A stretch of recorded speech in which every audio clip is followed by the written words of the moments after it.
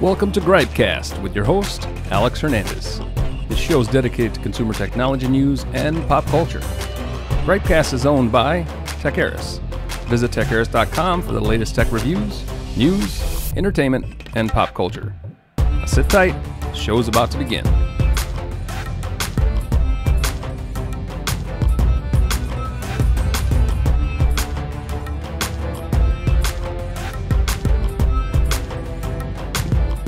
All right, welcome to GripeCast, episode 22. I am back from Canada. I went to the Intel event for their AI presentation. Basically, they were just going over all of the benefits of their Intel Core processors, ultra processors, and how they work with AI and how AI artists are using these tools to create their artwork. It was a fun time. Appreciate Intel. Thank you, Intel, for hosting me. Very fun trip. Had a few issues with the airlines and with the hotel, but you know, it is what it is. Travel is always rough when you're, especially when you're going over to a different country. But it was fun. Toronto is very nice. I had a good time there. But I'm back, and this is episode 22 of GripeCast. This is another week where I am just doing one podcast this week. I have been super uber busy with a lot of things right now. Working on a lot of many reviews, I got to say.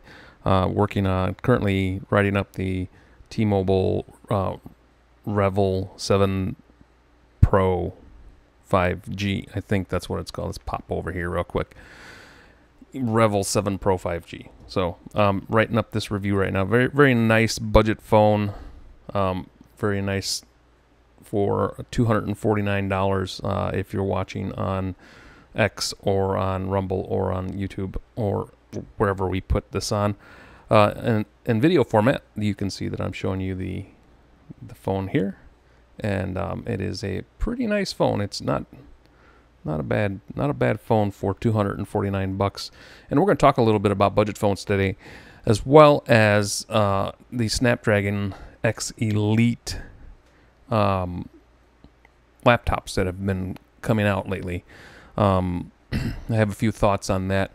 It's going to be another short podcast this week. Like I said, I've been real occupied with trying to catch up on reviews.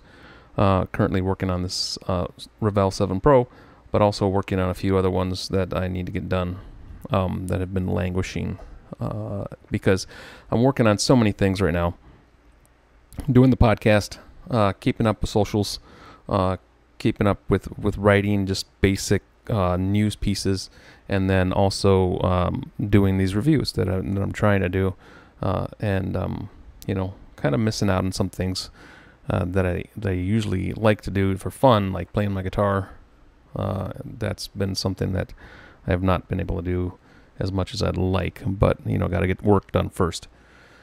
So let's talk about this Revel, I don't know how they pronounce it, T-Mobile Revel 7 Pro 5G. It's not specifically so much about this phone that I want to talk about. It's just mostly I want to talk about budget phones. I would consider this a budget phone. It's a $249 Android phone, and I would say $249 is probably the high tier, high end of budget phones. Anything below $249 is a budget phone, and I would say anything above $249 would be the low end of a mid-tier phone. So anything $249 up to about I'd say $699 is probably a mid-tier phone, and then once you get $699 above, you're talking flagship, depending on the brand. So yeah, but what I noticed, and I noticed this years ago, budget phones have improved. I remember back, let's say 2015, 16, 2014. You know, if you were to get a budget smartphone, it was pretty awful. It was a pretty awful experience.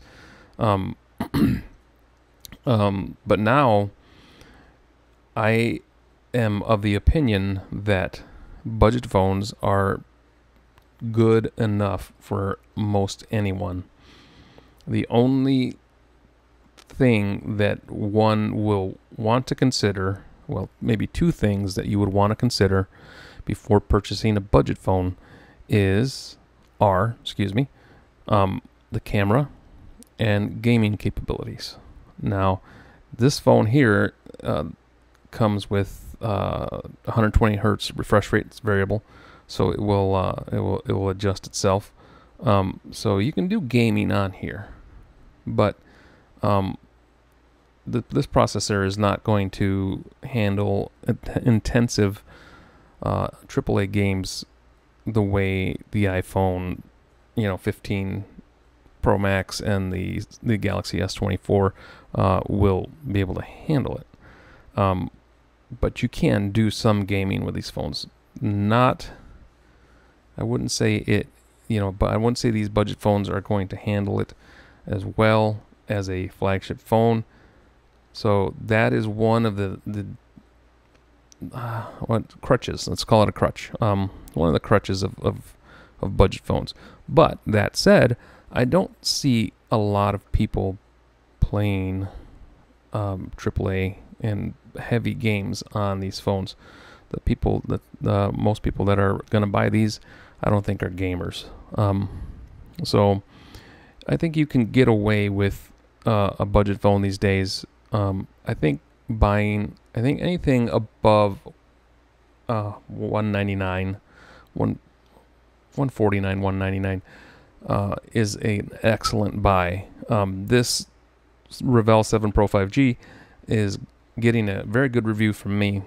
I'm actually going to give it an Editor's Choice Award for budget phone because it is that good. The display on this thing is,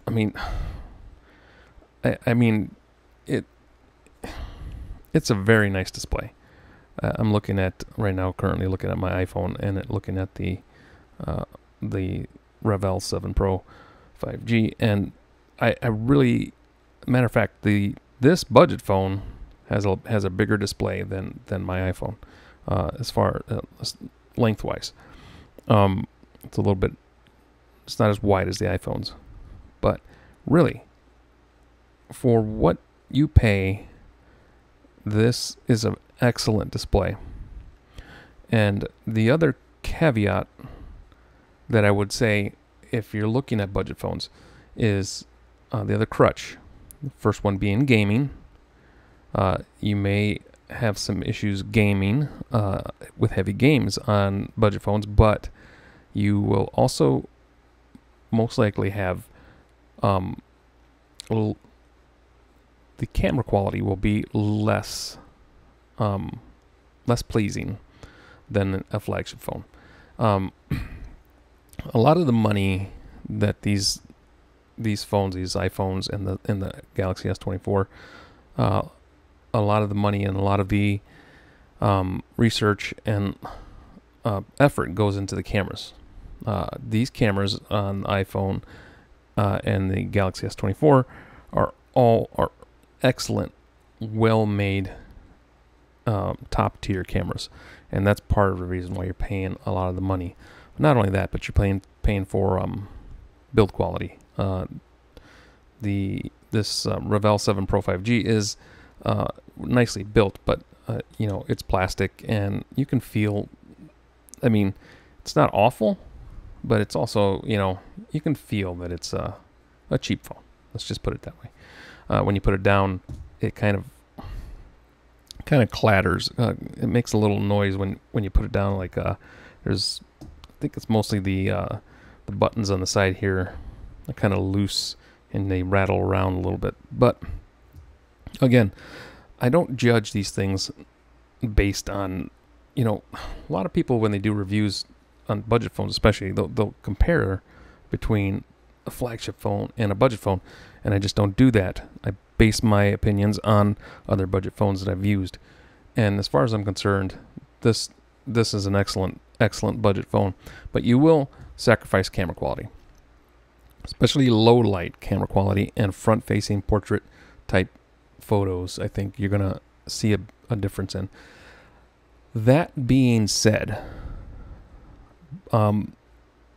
if you compare a budget phone from 5 years ago to this budget phone of today, there is a vast improvement. So if you've ever only used budget phones and you've never used an iPhone, or you're not used to an iPhone or a S24 Ultra, if you never used a flagship phone, you are going to be absolutely happy with this camera. I mean, it's for the price and for what you get, for what you pay, excellent. So that is my, because I get asked quite often my opinion on the phones. You know, should I buy an S24 Ultra? Should I buy an iPhone? What do you think of budget phones? You know, I get the new iPhone every year. I get the new S24 or the new Galaxy every year, and not because you know, I gotta have them. I get them because I want to experience them. I need to be. I write about this stuff, so I want to experience the new tech, just like everybody else does, and so I can be informed about it. But if I wasn't in this business, if I was doing something completely different, I probably would not upgrade my iPhone every year. I would probably wait 2 or 3 years before I upgraded. And I generally, that's what I do with my wife's phone is she gets the old model and I get the new model, so we kind of swap it out. But so yeah, I mean, truly, honestly, if you are okay with just decent pictures, these budget phones are the way to go for the price. And you don't care about gaming so much, these budget phones will suffice for you.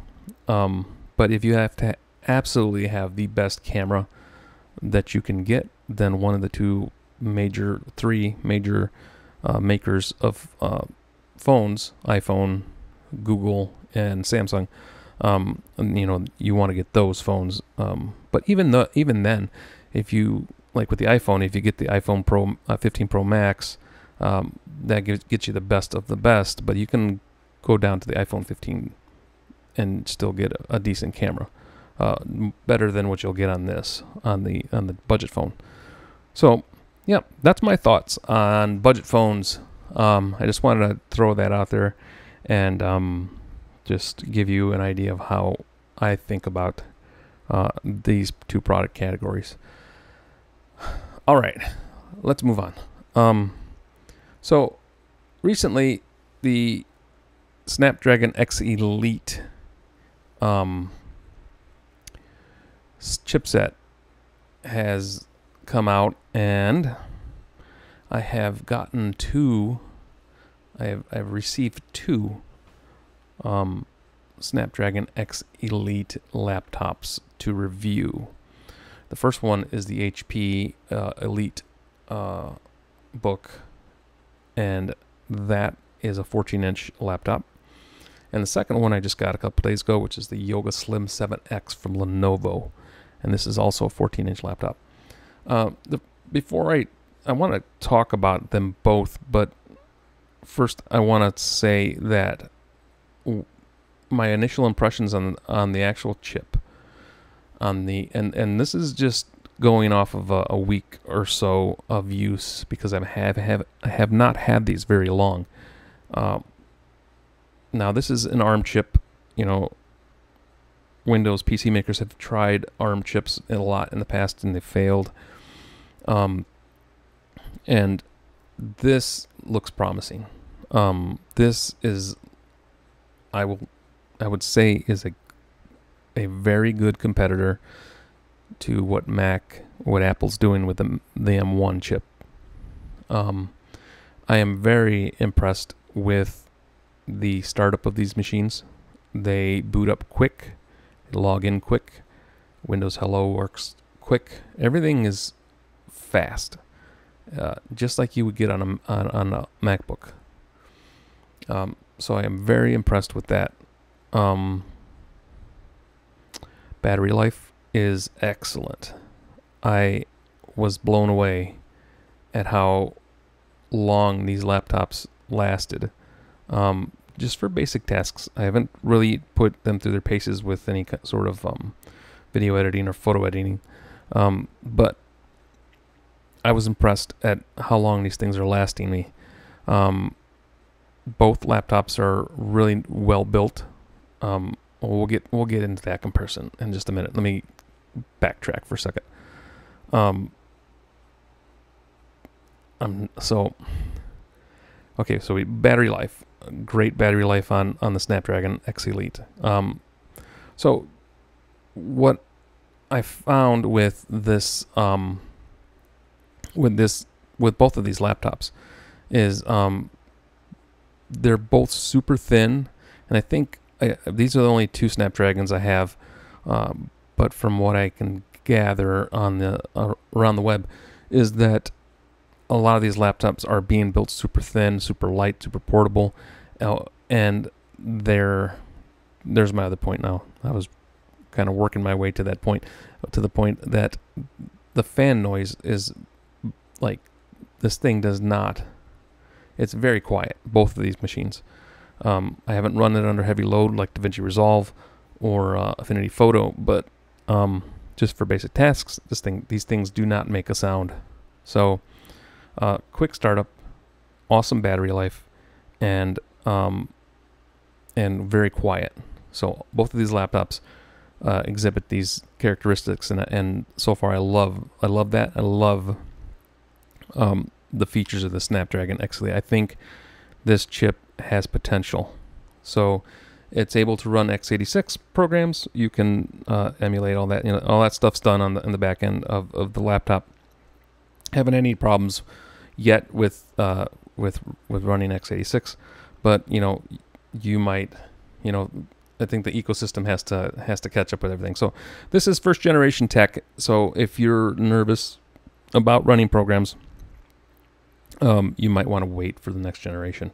But if you are a risk taker and you feel like you want to take that risk, I'd say go for it. I think that the Snapdragon, find yourself I'm not telling you which one of these two to buy, because there's I don't know, a dozen different Snapdragon X Elite laptops out there right now, and I can tell you which one of these two I like better, and I will in a second. But if you are willing to take the risk on an X Elite, Snapdragon X Elite chip, I would say that these things are pretty damn good. So on that note, Yoga Slim 7X, I have that pulled up because this, out of the two laptops that I have in-house right now with the Snapdragon X Elite, the Yoga Slim 7X wins, and it wins because it has a better display. It has an OLED, 3K pure sight OLED display with 1000 nits peak brightness. The HP, very nice laptop. It's a nice little laptop, but it's a little bit on the dim side, and I noticed it right away. And I got that one before I got the Lenovo, and I noticed it right away that it was not very bright. And that is one thing I have to have in a laptop, is I have to have the screen brightness at least 500 nits is my, that's where I need to start at. I know some people are okay with lower levels, but when you use a laptop outdoors or somewhere in a brighter area, you need those nits to brighten up your screen, so everything doesn't look washed out. But this is a peak brightness of 1000 nits. This is an OLED display. The other one, the HP, is an IPS panel. So I think that their price points are similar, but I'm going to give the edge to the Yoga Slim 7X. This is if you're choosing between the HP Elite Book, I can't remember the name of the Dragon, something or another. I'll link both of the laptops down below in the show notes. But if you're choosing between HP's offering of the Snapdragon X Elite and Lenovo's offering of the Snapdragon X Elite, my pick is the Yoga Slim 7X. This is a fantastic laptop. The build quality is better too, I gotta say. The build quality is nicer on the Slim 7X. Lenovo's been doing some great things with their gear for the past couple of years. I noticed they've been really building some nice stuff. So yeah, that would be my recommendation out of these two X Elite laptops. So if you're looking to shop and buy one, there are plenty to choose from, but out of these two, go with the Yoga. All right, so those are my thoughts this week, guys. There's a lot going on in the world, a lot going on with me, trying to get a lot of work done, and I've been super uber busy, and I'm sorry I'm only doing one podcast this week. Hopefully next week we can get back to doing two. It depends on how much work I get done in the next few days. Got a birthday coming up as well, so a lot of things going on. It's summertime, right? Kids are home, and kids are, there's no school, and it's, it's just, it's summertime, and it's hot down here in Missouri. Hopefully it's cooler where you are. But that'll do it for this week. I will be back next week. Please take care of each other. Be kind to each other. Be blessed. And we will talk to you on the other side.